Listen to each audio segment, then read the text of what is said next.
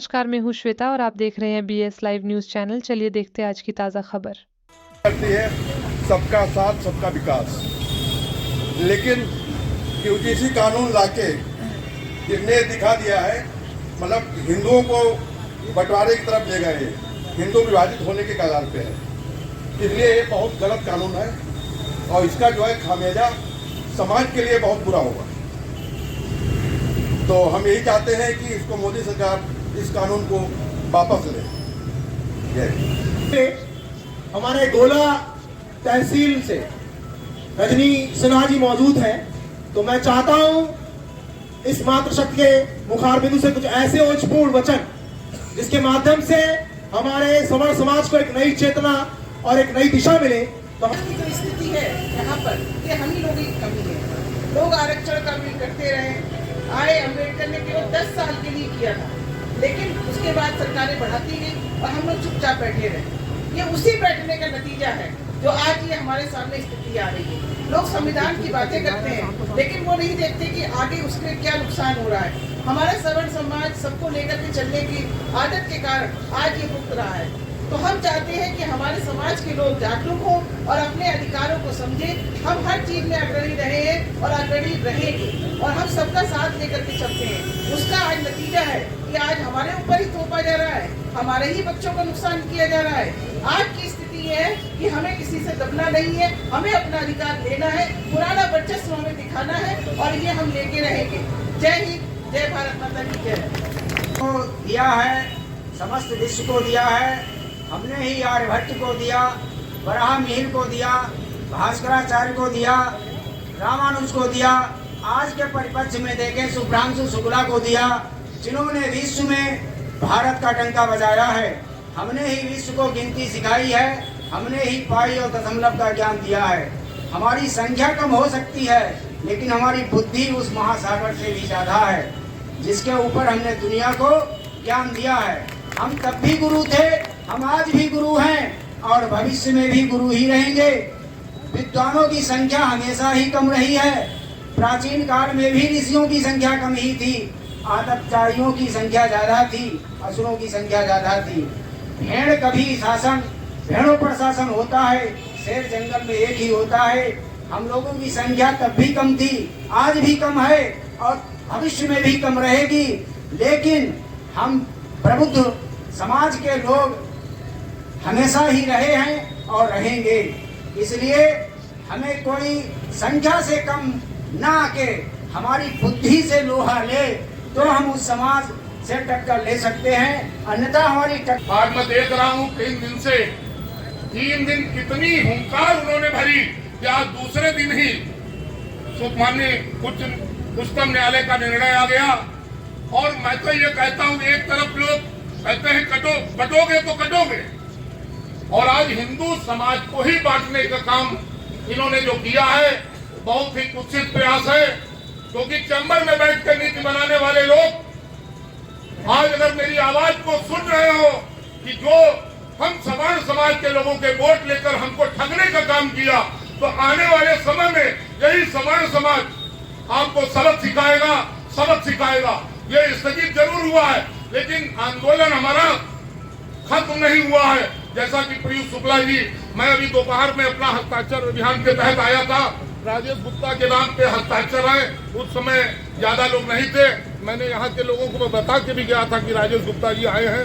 दोपहर में मैं अपने कार से चला गया। तो मैं आपसे यही निवेदन करना चाहूंगा कि ये बात भूले नहीं, क्योंकि हम कोई वोटदेवा मशीन नहीं है कि जिता के हम MP MLA विधायक आज किसी भी जनप्रतिनिधि ने इस आंदोलन को सहयोग नहीं दिया।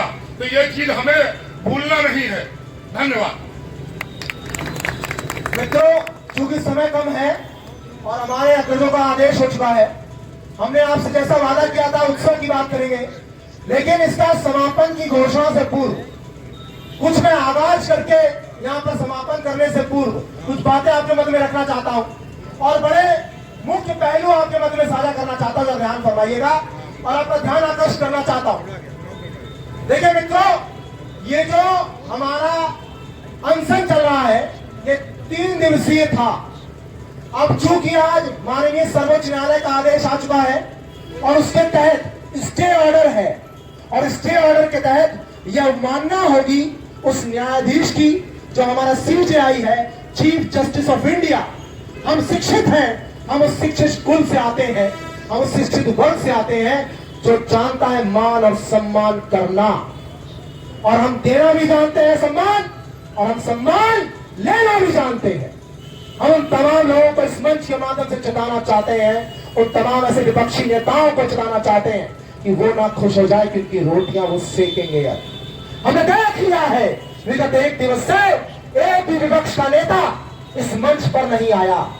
अगर हमने जालीदार टोपी पहनी होती तो शायद वहां बैठे होते, लेकिन उनको नहीं पता, उनको नहीं पता।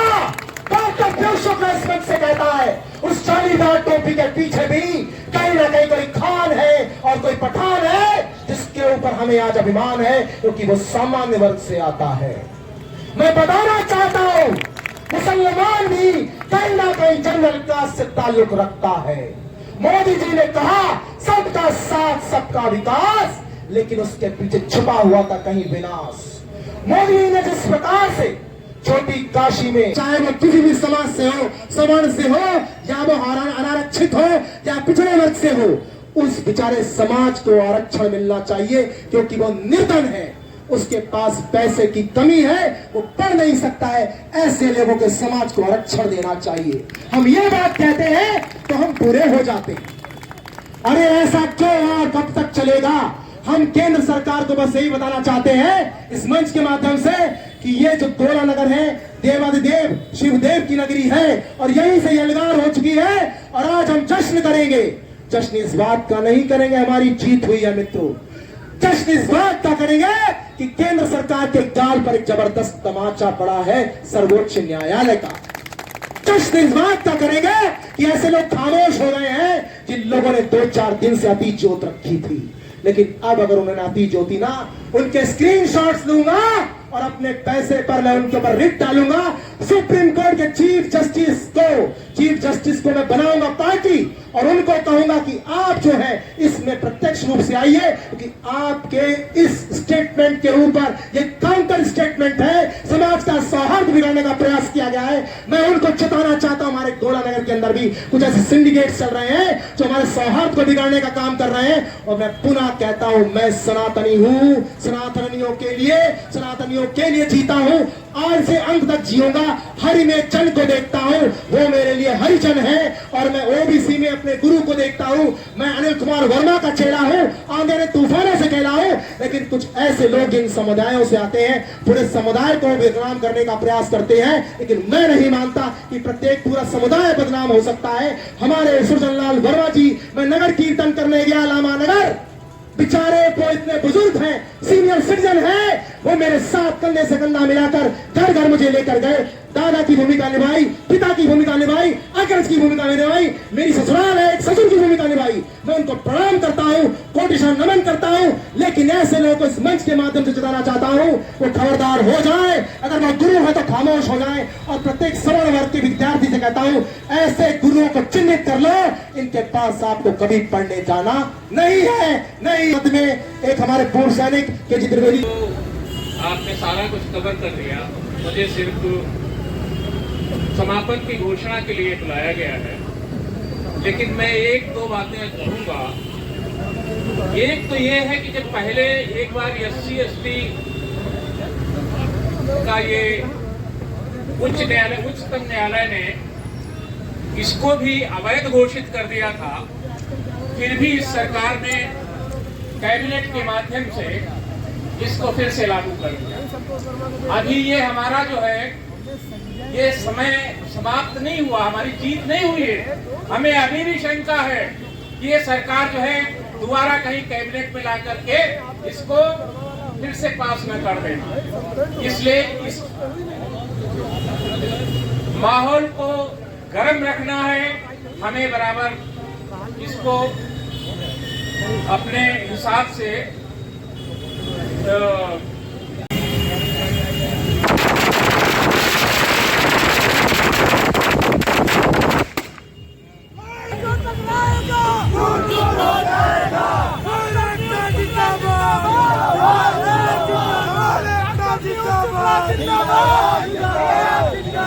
खबर। आज के समाचार में बस इतना ही। देखते रहे BS लाइव न्यूज़ चैनल को लाइक, शेयर और सब्सक्राइब करना ना भूलें।